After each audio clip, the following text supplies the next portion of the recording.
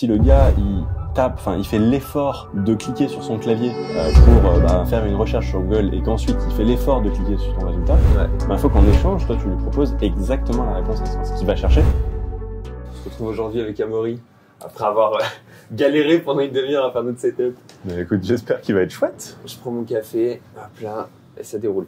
Tout d'abord, comment vas-tu aujourd'hui, Amaury? Après cette semaine de Chiang Mai ICO qu'on a fait ensemble. Écoute Léo, merci pour l'invitation, je vais bien. Comment ne pas aller bien dans cet environnement si sympa qu'est la Thaïlande? Non, c'est quand même très chouette. Le Chiang Mai SEO était intense, donc assez fatigant. Mais avec un petit week-end de repos, quelques belles rencontres, quelques belles sorties, franchement, je vais bien. Ouais. Et toi, comment tu vas? Franchement, ça va aussi, c'est cool. C'était intense comme semaine, comme tu l'as dit. Pas mal de belles rencontres aussi, pas mal de gens que j'étais super content de revoir. Je sais pas s'il y a beaucoup de nouvelles personnes qu'on n'avait pas vues l'année dernière. Mais pas tellement. En fait, on a juste eu un peu moins de personnes que l'année dernière, je crois. C'est pas les mêmes. T'as eu quelques nouveaux. Ouais. Mais effectivement, j'ai quand même l'impression qu'on était en terrain connu. Ouais. Tu te dis, en fait, t'approfondis plus les relations que t'en découvres des nouveaux. Mais en même temps, c'est aussi chouette. C'est pas en une semaine que tu crées des liens. C'est des moments où, en fait, c'est des gens différents et tu les revois et là tu peux quand même commencer à créer de la confiance, approfondir la relation. Et donc c'est assez précieux quoi.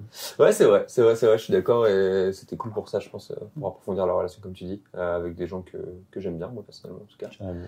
Qu'est-ce que t'as pensé de cette semaine du Chiang Mai SEO? Genre c'est quoi son avis là, sortie de Chiang Mai SEO à froid? Qu'est-ce que tu te dis? Est-ce que tu te dis franchement c'était top? Est-ce que tu te dis c'était cheap? Est-ce que tu te dis c'était cool? Est-ce que tu te dis j'ai appris plein de trucs, j'ai pas appris des trucs, ça m'a donné des idées, j'étais cool de rencontrer des gens? Genre c'est quoi les highlights on va dire de ta semaine globalement? Ça en fait des questions. Ouais, je mélange plein de questions en même temps comme ça te donne un effet de mood. En fait dans le Chiang Mai SEO il y a plusieurs aspects que j'aime beaucoup. Déjà dans le nom ça explique la destination et donc le fait que ce soit à Chiang Mai je trouve que c'est un vrai atout. Et ce qui est chouette, je pense, c'est que vu que c'est pas à un endroit où potentiellement t'as énormément de gens du milieu, ça biaise pas les gens qui viennent. Enfin, typiquement, t'as pas de taille dans l'événement. Donc en fait, t'as quasiment que des internationaux sur un event qui est quand même assez restreint. Il y a 800 places. Et du coup, en fait, t'as moyen d'avoir un vrai brassage de personnes. Donc ça, je trouve ça assez chouette. L'organisation est quand même assez sympa. Donc le lieu est beau, c'est quand même plutôt bien fait. Après, là où j'ai été surpris, et c'est sûrement aussi le fait que c'est sur la deuxième édition, donc je peux comparer, c'était sur le contenu des conférences, où j'ai l'impression... Il y avait quelques conférences qui étaient intéressantes, il y a quelques pépites que j'ai gardées et que je vais réutiliser. Pas forcément utilisables en tant que telles, mais plutôt sur... en fait, des idées que ça te fait avoir et du coup derrière tu peux essayer d'aller creuser et déployer. Mais en tant que tel, je pense que sur en tips vraiment exploitables directement, je trouve que l'édition de l'année passée était peut-être un petit peu plus intense. Et du coup, sur la partie conférence, qui quand même prend pas mal de temps, enfin si on est sur 3 jours pleins, je suis pas sûr que ça soit le meilleur usage du temps que ça prend en fait. Et au contraire, à côté de ça, c'est aussi le moment un peu sacralisé où plein de gens se réunissent sur une durée quand même assez longue. Enfin, une semaine avec d'autres gens, c'est assez rare et assez loin de chez eux pour que, en fait, il y ait une vraie déconnexion où tu te dis, en fait, je peux vraiment profiter du moment. Et donc, on a eu quand même des soirées à peu près tous les soirs. Par soirée, c'est des moments d'échange, des moments de, justement, de discussion assez intéressants et avec des gens nouveaux, avec des gens déjà là, qui, en fait, partagent cette passion commune qu'on a pour le SEO. Et du coup, je trouve ça limite plus chouette, ce moment-là. Enfin, en tout cas, peut-être différemment intéressant, mais où tu peux, justement, aller approfondir les sujets qui t'intéressent, échanger sur des bonnes pratiques que t'as et que d'autres peuvent avoir. Et donc, peut-être que le highlight serait plus le après l'event que pendant l'event cette année en tant que tel, quoi. Parce que pendant l'event, là, j'ai eu quand même pas mal d'idées que je vais mettre en place. Notamment, j'ai déjà appliqué quelques trucs sur mes outils. Et donc ça, c'est trop chouette. Et justement, ça dynamise un petit peu où tu te dis, OK, j'avais cette roadmap là avec des belles features, mais il y a ça, en vrai, que j'ai sous-estimé peut-être à un moment. Et du coup, là, j'ai déployé une nouvelle fonctionnalité hier, justement grâce à l'event. Donc c'est cool de pouvoir appliquer aussi vite. Mais voilà. Avec aussi, potentiellement des discussions autour et ça enrichit et tu te dis, OK, mais ça c'est important, donc je l'applique dans mon business, quoi. C'est quoi la nouvelle feature que tu as développée avec suite à l'event là? Sur Serpentix, j'ai donc l'idée c'est de faire le meilleur contenu de A à Z. Et en fait, créer le meilleur contenu, donc c'est un outil d'optimisation sémantique. Ouais. Et créer le meilleur contenu, c'est important parce que il faut qu'il existe. Il y a plein de fonctionnalités et en fait, une fois que tu l'as créé, malheureusement le SEO il s'arrête pas là. C'est que si juste ton contenu il vieillit, contrairement à du bon vin, lui il va pas se bonifier avec le temps. Lui il est clairement dans le. En fait il va aller rencontrer les enfers de Google au fin fond des. Au fur et à mesure. Au fin fond des pages. Et en fait c'est dommage et donc c'est super important de le mettre à jour. Et en fait il y avait pas. C'est quelque chose qu'on sait, qui est quand même assez connu, mais il n'y avait pas d'aide à ce niveau-là. Ouais. Et donc là, hier, j'ai mis en production une nouvelle fonctionnalité qu'en fait, quand tu dis je veux créer un contenu pour ce mot-clé-là, donc tu vas avoir justement un ensemble de recommandations pour l'optimiser, le plan parfait, les intentions, les mots-clés, les impressions, les expressions qui sont importantes. Et maintenant, tu as aussi la durée de vie du contenu qu'on te recommande. Et donc en fait, tu as un bandeau qui va te dire sur ce contenu-là, d'après ce qu'on a pu voir de ce qu'aime Google par rapport à tes concurrents, on te recommande de le mettre à jour dans 8 mois. Ok. Et du coup, t'as une date que tu peux noter où on pourra t'alerter sur ça. Potentiellement rappel mail, etc. Exactement. Et en fait, plutôt que de te dire c'est du contenu que je fais et que j'oublie, à la fois par flemme, par manque de temps, parce que c'est quand même le truc classique. Moi, je sais que j'ai fait tomber un site qui comptait beaucoup pour moi, que j'avais fait dans le domaine de la finance aux US, parce que j'avais vraiment cette dynamique de je fais du contenu, potentiellement avec un contenu par jour, un beau site, mais j'ai jamais retravaillé mes contenus. Et en fait, c'est dommage parce que j'ai pas été sensibilisé à ça au début, c'était un site de début. Et en fait, même si t'es sensibilisé, au bout d'un moment, tu te dis, ok, c'est quoi la bonne fréquence pour aller à réoptimiser mon contenu et puis même le retravailler parce que t'as cette prime de fraîcheur, mais t'as aussi le fait que c'est la guerre pour être premier sur Google. La compétition elle augmente constamment. Si toi tu le travailles pas, en fait les autres s'inspirent de ton contenu pour faire mieux, parce que c'est quand même ce qu'on essaie de faire, c'est faire un meilleur contenu tout le temps et être devant la concurrence. Donc si tu le fais pas, les autres le font. Et la question c'est à quel moment tu le fais. Et ce qui est chouette, c'est que du coup j'ai fait quelques tests ce week-end justement pour arriver à ça. Et tu vas voir que meilleur casino en ligne, la fréquence recommandée c'est toutes les 2 semaines. Alors que allez hop, tiens, 10 000 mots à mettre à jour toutes les 2 semaines. Je sais, c'est pas forcément 10 000 mots à refaire, mais c'est bien plutôt sûr, tu dois le mettre à jour. Mais en fait, juste la concurrence est tellement pressante sur ces domaines-là que tu connais. Donc c'est ces ordres-là. Et par contre, tu vas avoir des choses un peu plus lointaines de ces milieux en compétition. J'ai plus de mots-clés en tête, mais là où tu vas arriver sur c'est bien de le mettre à jour tous les 2 ans. Et donc en fait, tu peux vraiment avoir une disparité dans ta niche, dans les niches différentes et sur des contenus différents en fonction de est-ce que c'est une page pilier qui va du coup être très concurrentielle et assez complexe avec du beau contenu et du beau lien, ou alors est-ce que t'es plutôt sur de la page support sur quelque chose qui est les gens proche du business vont pas trop bien te chercher quoi. C'est ça. Ok, c'est intéressant. Je retiens quand même un truc qui était cool que tu disais, c'était le fait que les conférences étaient un bon moment pour en gros tu grattes un sujet.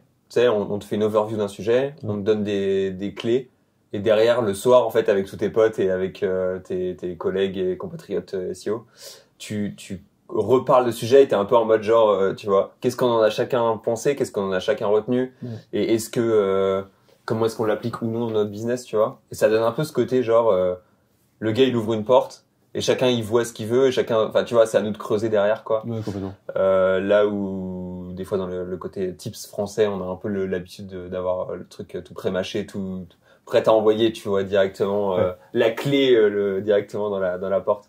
Et là, on a un peu le truc où on doit retravailler ça. Tu vois, genre, sur cette sur l'exemple là, j'ai 2 types de conférences différents qu'on a pu voir. C'est, t'avais une conférence qui était plutôt, genre, en fait, par un enseignant-chercheur. Donc, très orienté R&D, mais du coup ça donnait une conf extrêmement dense. T'avais l'impression d'être sur YouTube en x2 avec un mec qui parle déjà vite, ce qui du coup fait une expérience de 45 minutes assez intense. Heureusement qu'on avait une pause après.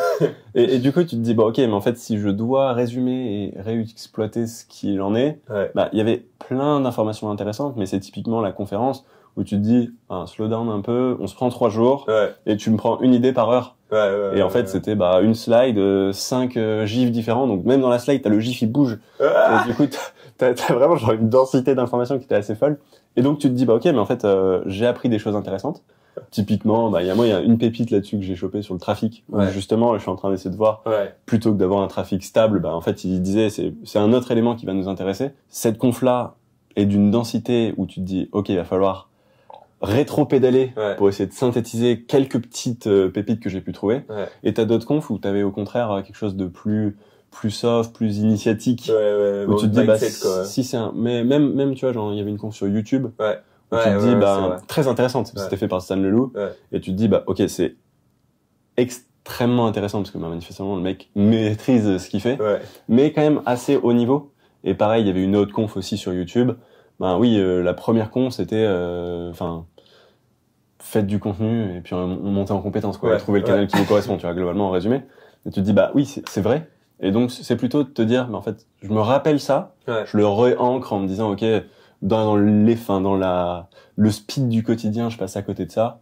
Mais, revenons à la base et, essayer de rationaliser ce que tu fais pour, avoir le meilleur ROI sur tes efforts, quoi. C'est marrant la manière dont tu parles. Donc je pense à la conférence de Corail qui était la conférence super dense. J'ai un pote qui me disait c'est pas une conférence, c'est une intro à son training, tu vois, à sa formation en fait. Et genre il la rend indigeste pour que tu sois obligé de prendre son training après le regard au ralenti. C'est une vraie question, tu vois, genre sur l'intérêt business de faire ça, parce que effectivement je me dis potentiellement le mec a compris des trucs, mais dans sa façon de véhiculer le message, je me dis, si sa formation est pareille... Elle est pareille. Moi, ça me correspond pas, tu vois. Je pourrais te l'envoyer si tu veux. Elle est pareille, elle est un peu imblairable, sa format. En fait, non, mais pour te raconter l'histoire, putain, en plus, je suis en train de filmer du contenu, je devrais pas dire ça, mais c'est pas grave. Je voulais acheter sa format parce que potentiellement c'est un gars super intéressant sur le contenu, etc. Et donc il y a... et je le mentionne sur Twitter, et tu sais, on commence à discuter, est-ce qu'elle est bien la format de Corail, etc. Et grosso modo, il y a une personne ou deux qui me dit pas ouf pour X, Y, Z, bref, qui me donne une ou deux raisons. Une autre personne qui me dit ok pour ça, etc. Bref, 3-4 personnes me donnent leur opinion. Normal, tu vois, on est sur Twitter, c'est ok. Ça part pas trop en steak, en plus, c'est plutôt décent. Il y a peut-être un gars qui dit un truc genre en mode sa format c'est de la merde ou quoi, tu vois. En plus, même pas en anglais, enfin bref, c'est ok. Et là, je vais sur son profil, en fait, ils nous avaient tous bloqués. Donc pour genre 3 avis sur sa format, tu vois, ils nous avaient tous bloqués. J'étais un peu en mode il est vraiment dans l'abus, tu vois, genre il aurait pu juste, je sais pas, quelqu'un demande un avis sur ta format, déjà tu peux juste lui répondre en lui disant voilà. Et ensuite bloquer les 4 personnes parce qu'elles je sais pas, elles discutent de ton produit, c'est quand même un peu abusif. Du coup j'étais un peu en mode genre un peu relou cette situation, mais bon, on va voir ce que ça va donner. J'ai pas trop d'avis, je suis un peu bloqué dans ma situation, et du coup il y a quelqu'un qui m'a envoyé un leak de la format de Corail en DM. J'étais en mode normalement je fais pas ça, je vais pas aller consommer le leak, etc. Mais là j'avoue qu'il a bloqué tout le monde, il était super vénère, donc j'ai commencé à regarder les premiers cours, et au final c'est indigeste. J'ai regardé 20 minutes, mais c'est horrible, quoi. La théorie, il y a plusieurs gens qui m'ont dit c'est intéressant si tu le regardes genre 2-3 fois, tu le vois à chaque fois sous un angle qui est différent et ça s'améliore. Je pense que c'est super compliqué à garder. Je pense que j'ai pas mal parlé avec Paul Grillet cette semaine, qui est ton concurrent avec Totesio. Mais du coup, il m'a donné des clés de trucs qu'il avait vu chez Corail qui étaient intéressants. Il y en a 2 notamment auxquels je pense, c'est le fait de retirer les adverbes en français. Et donc tous les trucs en ment, en fait, tu peux les réinclure dans le contenu de manière beaucoup mieux. D'enlever le passif pour le mettre en actif, et d'enlever les verbes modaux. Donc tu peux faire ça. À la place, tu fais ça, tu vois, etc. etc. Et ça, typiquement, je trouve qu'il y avait une conférence dédiée sur le gain d'information. Le gain d'information. C'est exactement, en fait, si tu te résumes, c'est comment tu fais passer le plus d'informations à un minimum d'efforts, en fait, comment tu fais du contenu TikTok à valeur ajoutée, quoi. Mais en textuel, tu vois. Globalement, c'est un peu l'idée. T'as tout dit. C'est la meilleure manière de le décrire. Si tu mets, je peux vouloir faire ça. En fait, il y a ça, tu vois, qui est intéressant. Et en fait, si tu restructures, justement, les adverbes, c'est l'exemple, c'est la catégorie qui nous intéresse pas, mais si tu mets des verbes d'action très précis plutôt que des 7 choses, en fait, ça te rapportera aucune information. Mais en fait, être précis dans les mots, et ce qui est aussi intéressant en français, c'est qu'on a une variété on a un vocabulaire assez large qu'on connaît pas forcément, ou qu'on maîtrise pas, ou qu'on n'a pas l'usage habituel, mais qui permet d'avoir la nuance parfaite pour ton contenu. Après, ça te fait pas le même coup dans ton contenu parce que ça demande plus de travail et des gens plus quali, mais ça crée une densité d'informations, ce fameux gain d'informations que j'ai clairement prévu d'aller intégrer dans l'outil aussi, dans Semantics. C'est un peu, je me rappelle de l'année dernière où je t'avais dit, on avait discuté et tu m'avais dit faire du bon contenu, tu vois. Et vu que c'est clairement ce sur quoi je bosse au quotidien avec Semantics, je me suis dit ok, mais ça veut dire quoi du bon contenu? Mais mec, tu sais que c'est vraiment une grande question que je pose en entretien quand les gens ils me disent, je dis c'est quoi du bon contenu selon toi, tu vois. Et en fait les gens vont te décrire, et à chaque fois tout le monde a une définition différente. Et du coup ça c'est vraiment la preuve que le bon contenu c'est super subjectif. Et ensuite il y a plein de notions qui ressortent constamment sur plein de choses différentes. Mais très souvent c'est super flou. Et en fait le gars il va te dire c'est faire des phrases qui sont articulées. Tu dis ok, ça veut dire quoi? C'est quoi une phrase articulée? Tu vois, faire des propos qui sont clairs. C'est quoi des propos qui sont clairs? Et en fait, à chaque fois, c'est du subjectif jusqu'à ce que tu arrives à de l'objectif. C'est super dur d'arriver à de l'objectif sur la qualité de contenu. Et c'est un de mes grands problèmes à l'heure qu'il est. C'est notamment que les outils de sémantique, ils ont voulu beaucoup faire de l'objectif sur de la qualité de contenu. Ce qui est, je les remercie 1000 fois parce que c'est ce que je voulais. Mais en fait, je me suis rendu compte que la manière dont ils avaient l'objectif sur la qualité de contenu n'était pas vraiment la bonne manière, ou c'était seulement genre la surface, tu vois. Parce que en fait ce qui se passe c'est que si tu fais du contenu qui est optimisé à 100% sur la plupart des outils de sémantique à l'heure qu'il est, c'est pas suffisant, c'est pas tu vois, c'est pas ça te donne ok, mais en fait tu peux faire du fluff, du contenu sans valeur ajoutée qui est optimisé à 100% quoi. Tu vois, et ça c'est typiquement une des confs je sais plus comment il s'appelle là, une des premières confs qu'on a eu sur justement le mec qui aime bien faire ranker du lorem ipsum. En fait tu sais que ça va être important justement toute cette partie optimisation sémantique parce que il fait son lorem, il utilise la bonne densité des mots-clés ciblés et il rank vraiment bien. Et après, est-ce qu'il rentre bien sur la durée, est-ce que c'est cloqué, on n'a pas tous les détails, on maîtrise pas ce qu'il a fait comme expérience, et il en a parlé plutôt l'année dernière et c'était assez fugace cette année. Mais tu vois, genre moi je suis plutôt d'origine ingénieur que d'origine rédactionnelle. Mon kiff c'est les maths, c'est moins les contenus. Et je sais pour autant qu'en SEO c'est extrêmement important le bon contenu. D'où la discussion, d'où l'intérêt que j'avais pu avoir sur mais en fait tu fais du CAS, effectivement le contenu c'est important, mais qu'est-ce que c'est du bon contenu? Et en fait c'est ça qui m'a amené à faire Semantics en me disant moi je veux un guide sur comment créer du bon contenu, comment objectiver. C'est ça. En fait tu vois, je sais à peu près écrire, je sais à peu près m'exprimer, mais être capable de créer du bon contenu de façon systématique et potentiellement le scaler pour le rendre capable des gens avec qui je travaille de créer du bon contenu.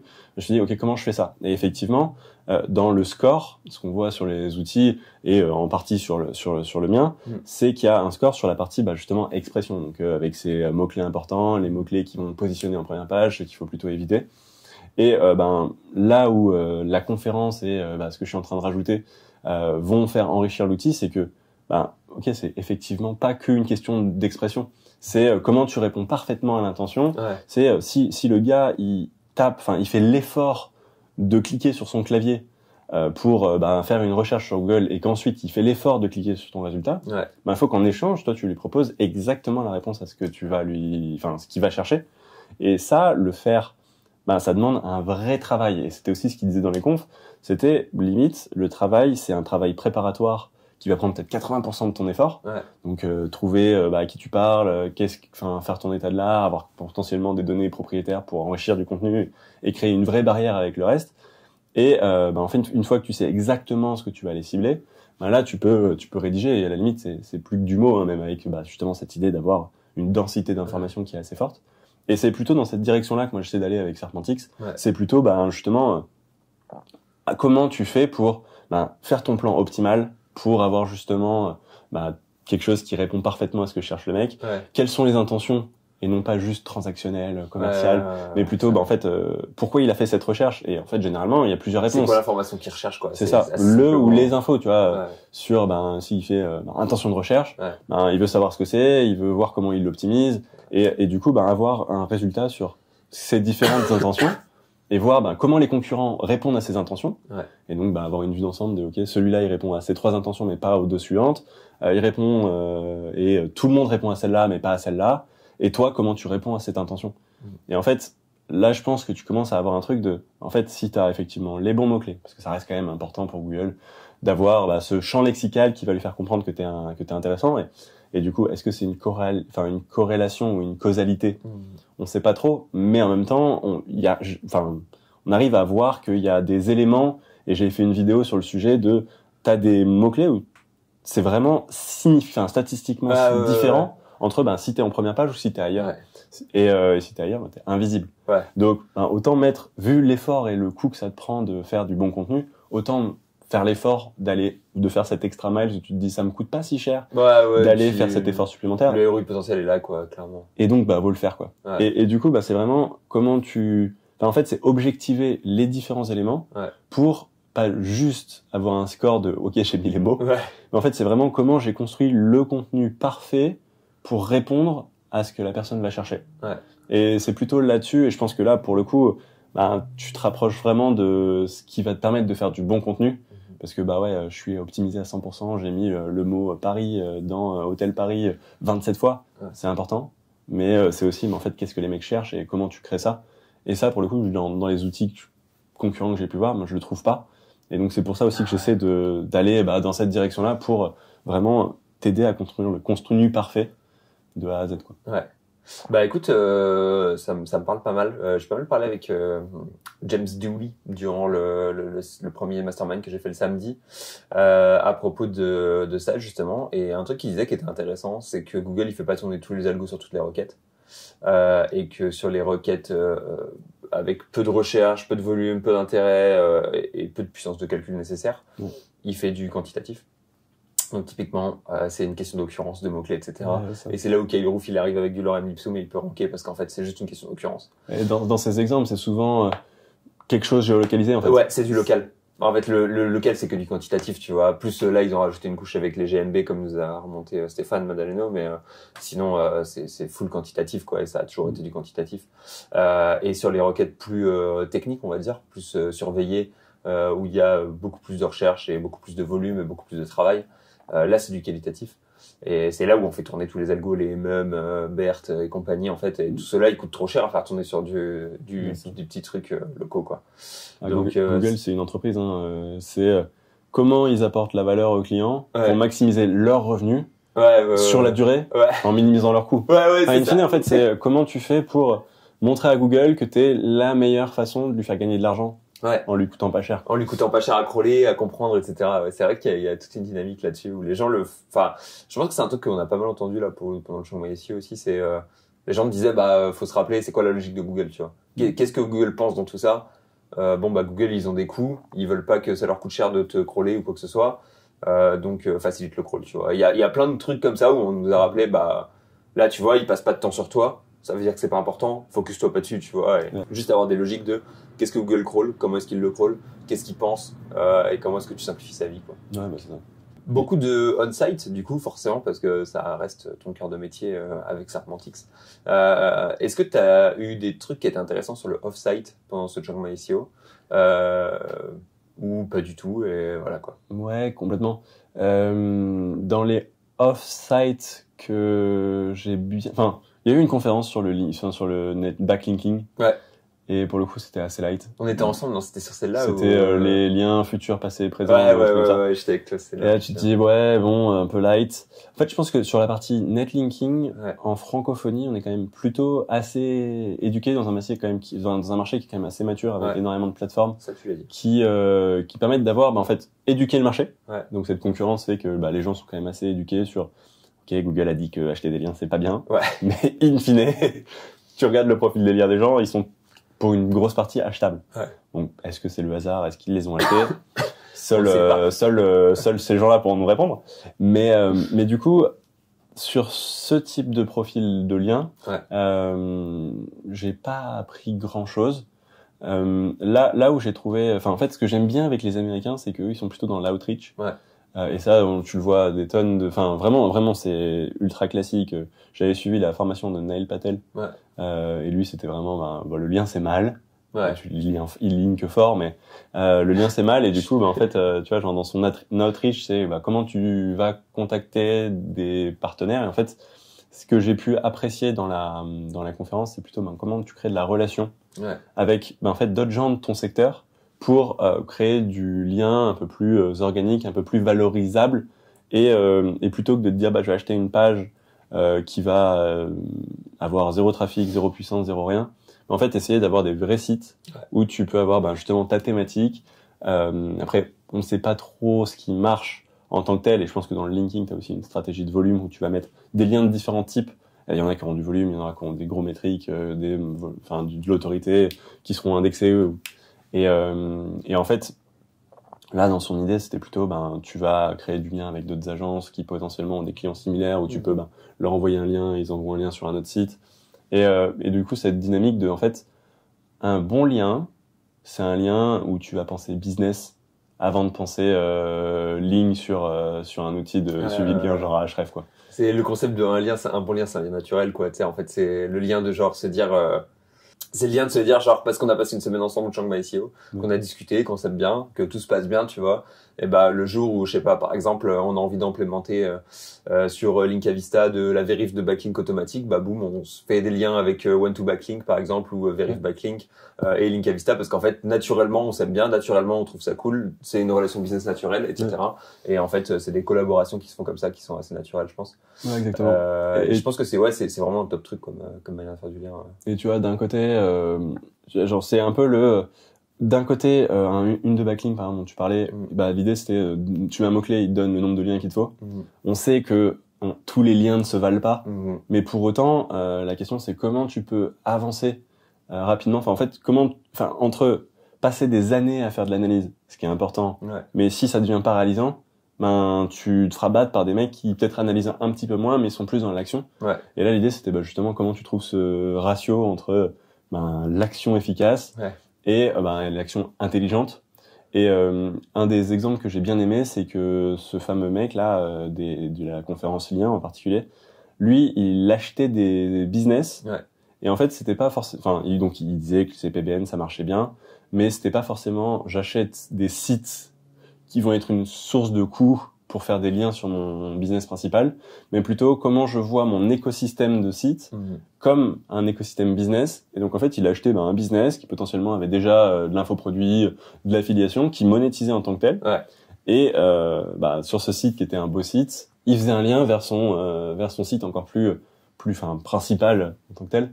Et donc en fait, il avait un réseau de sites qui, au niveau business, était ultra cohérent. Et je pense que c'est un peu la question de est-ce que tu veux faire du volume à court terme ou est-ce que tu veux construire quelque chose sur le long terme.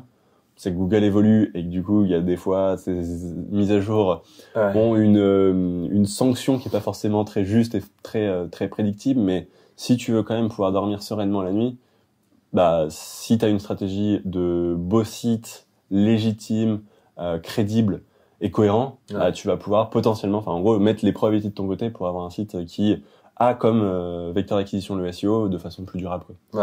100%, c'est simplement, ils rachetaient des sites qui étaient viables et qui étaient déjà des trucs qui tournaient et qui généraient de l'argent, quoi. C'est toujours mieux de racheter ça et de faire des liens depuis ça. Et ce qui est pas mal, c'est que potentiellement, le but c'est de pas avoir déjà des gens qui sont déjà dans la vente de liens et de les ramener chez toi et de les avoir en interne et de faire ton marché de liens en interne. Ouais, ça. J'aime bien cette idée-là. Je sais pas si c'est un truc qui est possible en France. J'en ai parlé un peu à Jackie après, et il me disait, laisse tomber, les Américains, ils sont en retard. Nous, on peut même plus trouver de... Il me disait, regarde ce que Clément a fait. On est obligé d'aller chercher les entreprises qui vont faire faillite pour trouver des sites qui sont viables, tu vois. Et ça me faisait rire. Mais je me dis, je vois pas, tu sais, les gens, en fait, après, c'est vrai que les gens qui monétisent un peu de cheap avec de l'affi et qui revendent ensuite sur d'autres markets, par exemple, je pense que la plupart, ils essaient déjà de monétiser avec de la vente de liens, etc. Donc, c'est pas forcément idéal comme profil. Mais c'est vrai qu'en fait, aller scouter sur... eux, l'avantage qu'ils ont, c'est qu'avec Empire Flippers et les grosses plateformes US, ils ont plus de choix en termes de rachat de business. Après, c'est toujours le ratio entre c'est facile... Et donc tout le monde le fait. Et c'est vraiment laborieux. Et du coup, là, tu peux avoir un vrai avantage concurrentiel. Moi, j'ai l'exemple de plusieurs copains qui, justement, ont acheté des sites, mais potentiellement, ils ont démarché un mec qui vendait un infoproduit. Et en fait, effectivement, il est arrivé au bon moment. Et le mec voulait partir sur autre chose. Et donc, il y a eu transaction et il a pu acheter son site rentable en moins d'un an. Parce que justement, il l'a payé un bon prix et il a réussi à avoir cet infoproduit qui se vendait déjà. Et en fait, vu que ce mec-là était pas forcément un expert du marketing digital, en fait, tu peux avoir des quick wins où justement tu vas te dire, ok, c'est quoi les éléments que je vais pouvoir faire? Est-ce que je lance un nouveau canal d'acquisition? Est-ce que je vais intensifier mon SEO? Est-ce que je fais du SEA? Et en fait, sur ça, tu peux facilement avoir un site qui va être encore plus rentable et potentiellement faire une culbute et le revendre derrière sur des plateformes plus structurées où justement tu vas en fait aller chercher la facilité pour ton acheteur et toi t'as trouvé, enfin t'as sourcé d'une façon ou d'une autre relation, travail, ce site qui lui est moins accessible et c'est sur ces sites moins accessibles, c'est un peu comme en immobilier. Si tu te contentes d'aller en agence ou sur le Bon Coin, de temps en temps, tu auras des mauvaises affaires. En tout cas, c'est peu probable que tu aies une bonne affaire. Ouais. Si par contre, tu es très actif, très impliqué, connu dans le milieu, là, tu peux avoir des belles affaires. Et en fait, potentiellement, tu fais la culbute dans la journée où tu as acheté, revendu l'appart. Et en fait, tu peux te faire une belle plus-value, quoi. Ouais, c'est rarement le premier bien que tu achètes qui est vraiment le meilleur au final. Parce qu'en fait, tu rentres juste dans un écosystème qui te permet d'avoir ensuite accès à des meilleurs deals. Ouais, c'est intéressant. Et je pense que l'outreach, ça peut être cool. Notamment si tu as des systèmes de filtrage qui sont pas dégueux et que tu sais ce que tu recherches précisément. Et que tu sais que tu arrives à... auto-pricer un peu, dans le sens où en fait ça te donne des trop bonnes accroches de mail de dire j'ai vu ton site, je suis prêt à payer jusqu'à tel prix, tu vois, par exemple c'est le genre de prix que je paye pour ce genre de site, et ça te permet d'avoir un truc qui est pas mal. Moi j'ai reçu un mail là, récemment d'un mec comme ça sur un de mes outils. Ok, je vois que t'as un SaaS, je vois que tu génères ton traf, je suis prêt à te le racheter à temps, quoi. Ouais, exactement. Okay. C'est pas forcément la dynamique que j'ai actuellement, mais du coup, tu te dis, en fait, sur certains de mes outils, potentiellement, j'étais vendeur, mais sur celui qui demandait, je suis pas. Ouais. Mais tu te dis, en fait, à un moment de vie différent, en fait, ça peut marcher, et si tu fais suffisamment de volume, tu vas toucher des gens qui sont à ce moment de vie-là que tu cherches. Et je pense que sur, si tu vas chercher du marketing digital, en fait, une cible marketing digital affilié, effectivement, le métier de ces gens-là, c'est la monétisation. Est-ce qu'ils sont bons, est-ce qu'ils sont pas bons, c'est une autre question, mais c'est leur métier et du coup, tu vas, en fait, cette aberration de pricing, tu vas avoir plus de mal à la trouver parce que le mec va en vouloir le max. Il est habitué et potentiellement il est éduqué aux multiples. Il connaît ses multiples, etc. Et alors que si tu vas sur des marchés où le métier principal c'est pas forcément l'acquisition, 100%. Là tu peux arriver à avoir des choses, des petites incohérences sans abuser, mais où tu vas pouvoir avoir un vendeur qui est un peu moins éduqué, où tu peux arriver à trouver un deal gagnant-gagnant, où en fait tu fais un meilleur deal parce que juste le mec est pas dans ce milieu-là. Et... Ouais, j'ai réfléchi même un truc qui serait pas dégueu, ça serait juste d'avoir des accès à plein de WordPress. C'est le genre de truc qui se négocie assez facilement, je pense. Tu vois, tu peux justifier de dire à des gars je pense aux agences immobilières. En gros, racheter un site d'une agence immobilière, c'est un peu technique, tu vois, parce qu'en fait, si l'agence immobilière elle est encore active, il y a peu de chances qu'elle revende son site, étant donné que c'est sa vitrine, etc. Mais je me dis, tu peux toujours lui dire, écoute, j'aimerais bien te payer pour publier sur ton blog, tu sais, une fois de temps en temps, etc. Et pas le faire en mode, je veux acheter du lien chez toi, tu vois, pas être dans cette dynamique-là, plus être dans une dynamique, on a un partenaire en immobilier, etc. On fait des trucs en immobilier, tu vois, et avoir cette relation business avant d'avoir une relation, je fais du marketing digital et je veux venir monétiser ton site, tu vois. Et je pense que ça te donne une meilleure dynamique. Ouais, complètement. Je crois qu'il y a quand même une mise à jour là actuellement de Google où ils veulent éviter cet abus d'autorité. Je sais plus exactement le terme de la nouvelle mise à jour, mais c'est abus d'autorité. Ça c'est typiquement le truc dans ton secteur de cœur où les mecs ils ont un dossier sur un média titanesque et les mecs font ont une liberté d'expression qui est qui ferait rougir, qui en ferait rougir plus d'un.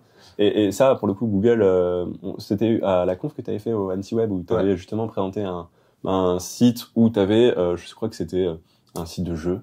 C'était au Japon, je crois. Ça devait être les sites japonais, la triplette des sites japonais. Je sais plus si c'était Style ou japonais, mais en gros c'était du mahjong.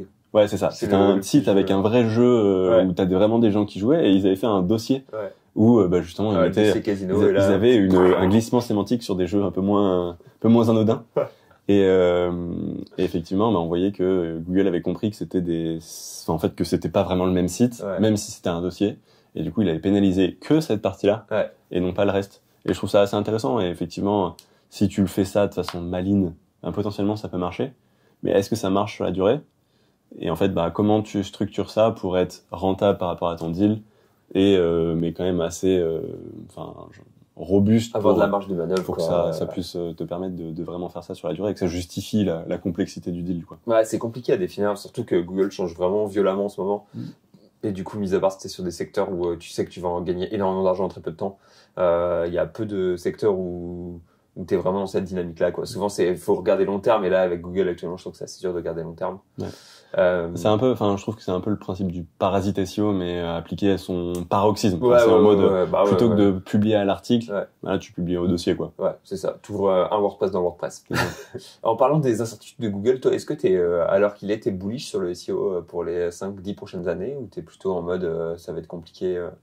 Qu'est-ce que c'est ta vision sur le SEO pour les 5-10 prochaines années? Non, c'est pas trop comme ça que je me pose la question, c'est plutôt, il faut être là où les gens cherchent. Ouais. Et en fait, il faut être là où ton audience va chercher son information, quoi. Ouais.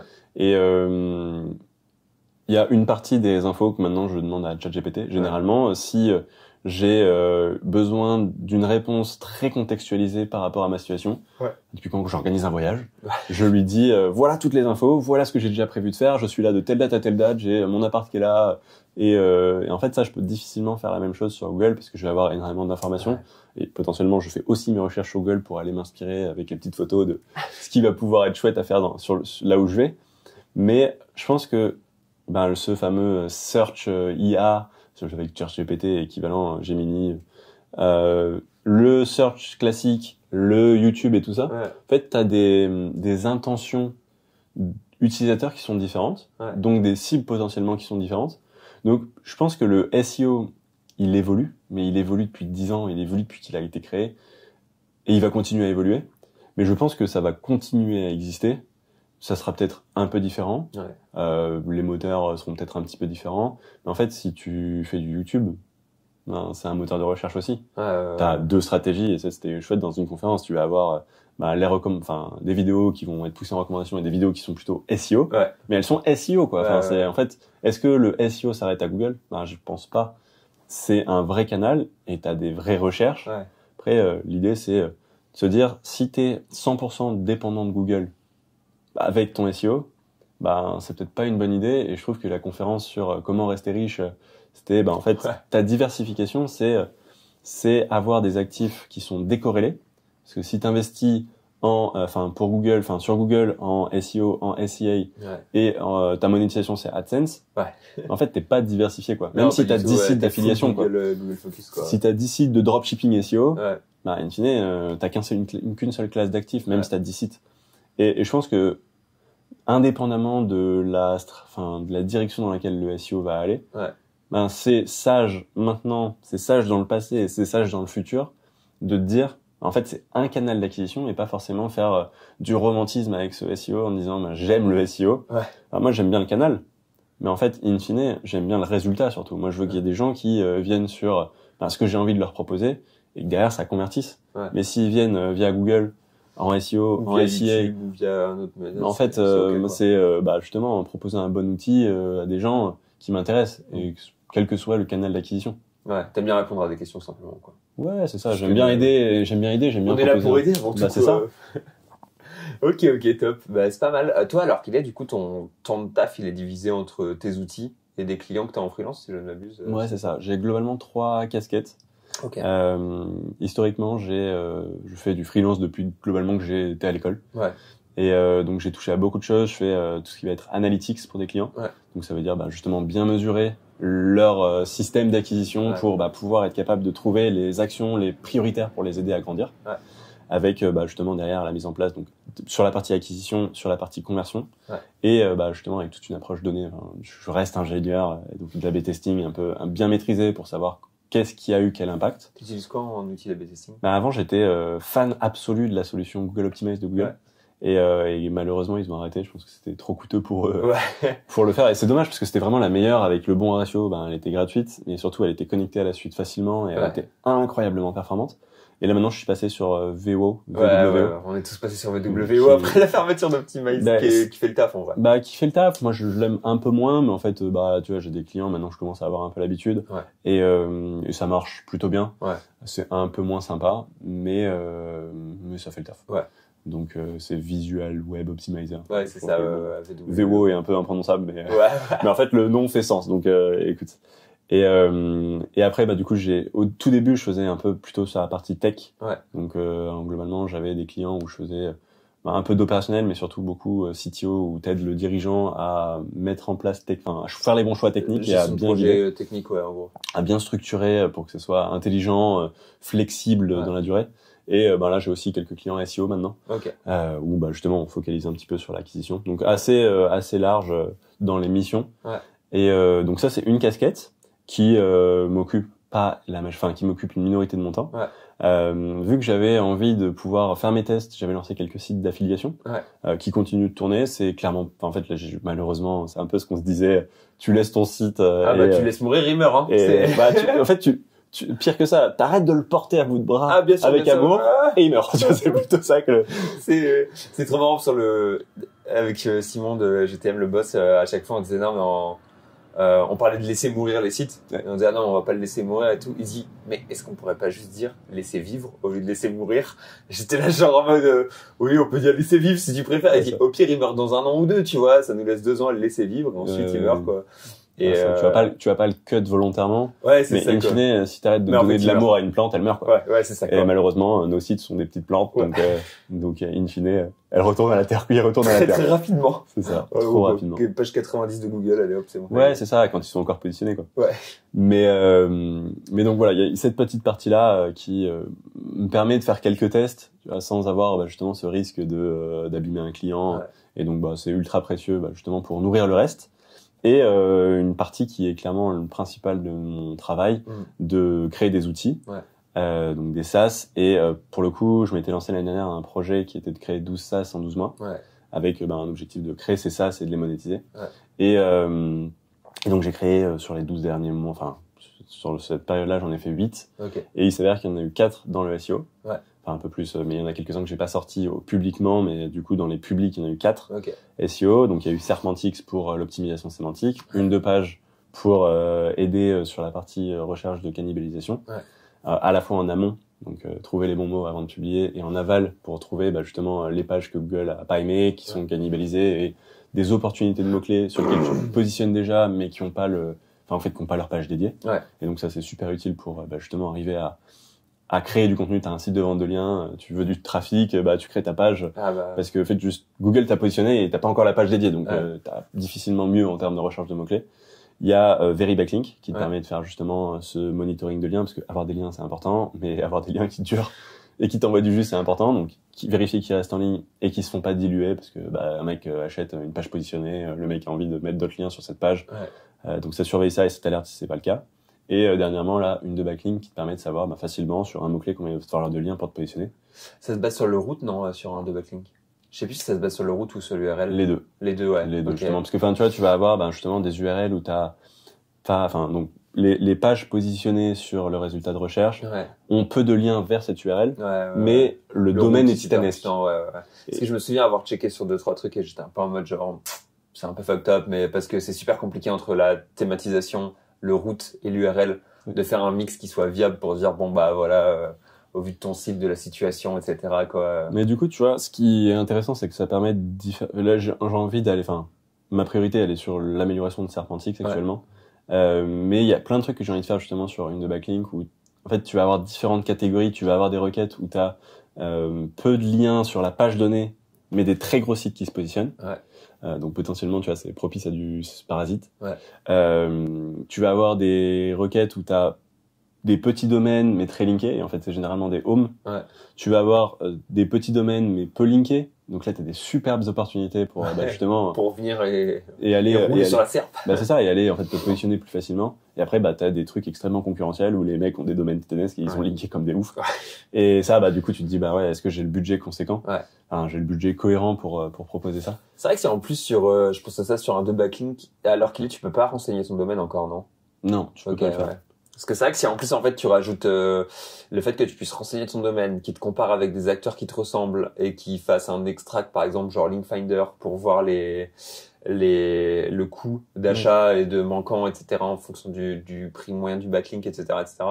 Potentiellement ça te fait vraiment une roadmap de dire attaquer cette serpe, ça me coûte tant, tu vois. Ouais, carrément. Mais tu vois, c'est un peu l'idée pour mes clients, En fait, j'ai commencé à lancer ces outils parce que j'aime bien créer des outils. Ouais. À la base, je l'ai créé pour moi. Ouais. Et du coup, j'ai dans mon disque dur ces tonnes de programmes que j'utilise limite en ligne de commande où ça me fait des résultats. Et pour des clients, en fait, ça me fait tous mes rapports d'analyse à la fois sur quel type de lien on veut, vélocité de lien.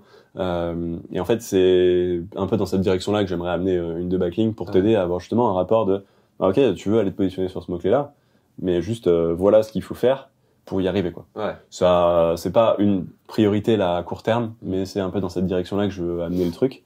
Et effectivement, il faudra savoir le domaine, il faudra savoir un petit peu cet enjeu-là, mais tu seras au courant quand. Ouais, de toute façon, je suis les développements de la Amory Corporation.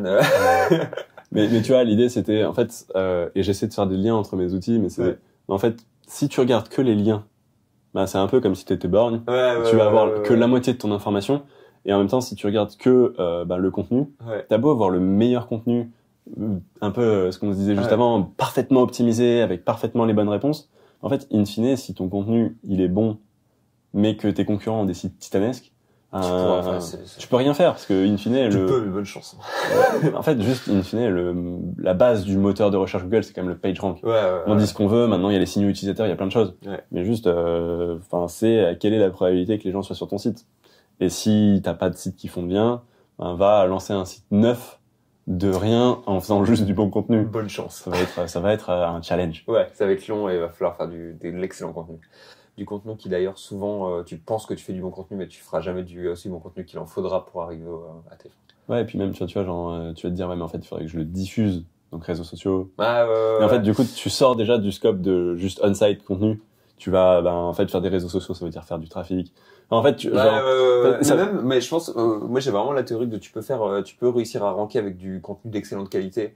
Sans le diffuser du tout? Vraiment, en magie Google, quoi. Pur SEO, Okay. J'ai vu des cas où ça marche, mais les gens pensent pas que ça soit aussi compliqué que ça l'est, tu vois. En fait, faut couvrir le sujet, pas juste les mots-clés du sujet. Faut genre couvrir le sujet, mais d'une manière disproportionnée. Faut que tu couvres le sujet 10 fois plus que le numéro 2. Et ça veut dire que le numéro 2, il couvre déjà tous les mots-clés du sujet, donc tu dois couvrir tous les mots-clés, plus genre 10 fois plus que ça en mots-clés qui n'existent pas, qui ne sont pas cherchés. Mais comme ça, tu t'affirmes ton autorité, quoi. Ouais, ça. Et tout en évitant la cannibalisation. Pas de cannibalisation. Et en plus, il faut que tu changes pas de thématique, de thématique. Tu restes sur la thématique. Et c'est très compliqué, parce que tu vois, typiquement, moi j'avais un site finance. Ouais. Et du coup, il était niché. Ouais. Donc j'avais couvert 100% de la thématique, vraiment avec des articles cool. Et là, tu te dis, ok, mais si je veux continuer à grossir, qu'est-ce que je fais? Et en fait, du coup, tu détaches légèrement. En fait, je pense que c'était une thématique différente. Et là, pour le coup, ça a pénalisé le site parce qu'il n'y avait pas l'autorité de domaine suffisante pour justifier deux thématiques. Et c'était pas forcément une thématique concurrentielle, mais tu te dis, mais en fait, avec un volume d'autorité du domaine, c'était ultra pertinent pour ce champ-là. Mais si j'achète le champ d'à côté, là en fait, je me fais inonder, quoi. Ouais, potentiellement, genre tu fais un site, on va donner un exemple histoire que ça soit plus intelligible, mais genre finance US sur les ETF, et tu couvres que les ETF, et tu fais genre tous les ETF qui existent, tu donnes ton avis sur tous. Donc bon, imaginons que ça fasse 1000 ETF. Tu fais 1000 pages sur les ETF. Bon, déjà, ils sont pas tous cherchés, tu te casses bien les couilles, etc. Et bon, voilà. Et après, tu te dis, bon, j'ai couvert tous les ETF, je vais commencer à faire les obligations. En fait, tu pars dans un domaine qui est complètement différent, tu vois. Et au final, il aurait mieux fallu, genre, déjà, potentiellement retaper tes pages sur les ETF pour les améliorer. Ou alors partir sur, je sais pas, les FC machin, là, les fonds de placement, qui ressemblent un peu plus à des ETF que les obligations qui sont très éloignées. Ou alors partir sur des dérivés, etc., d'ETF, etc. Ouais, ou les sous-jacents, tu vois. Ou les sous-jacents, et aller comprendre, genre, comment est-ce qu'ils sont composés, etc. Et ça aurait été plus pertinent. Et en fait, limite, le plan, si tu veux arriver à dire, ok, en fait, ce que les gens se rendent pas compte, les gens, souvent, ils me disent, je vais essayer d'aller dominer cette thématique seulement avec du bon contenu. Ce qu'ils se rendent pas compte, c'est que ça va coûter plus cher qu'avec du lien. Genre, acheter du lien, même si ça paraît être le truc le plus cher, quand tu te rends compte que tu dois faire du contenu de très bonne qualité dans des quantités disproportionnées, ça coûte plus cher que d'acheter du lien, quoi, au final. Ouais, complètement. Bon, écoute, Maurice, c'était un plaisir de discuter avec toi aujourd'hui sur tous ces sujets. Ça fait plein de sujets intéressants. Et écoute, on peut couper l'enregistrement ici, je pense, et puis on va dérouler ensuite pour la suite, quoi. Merci, Léo. C'était un plaisir.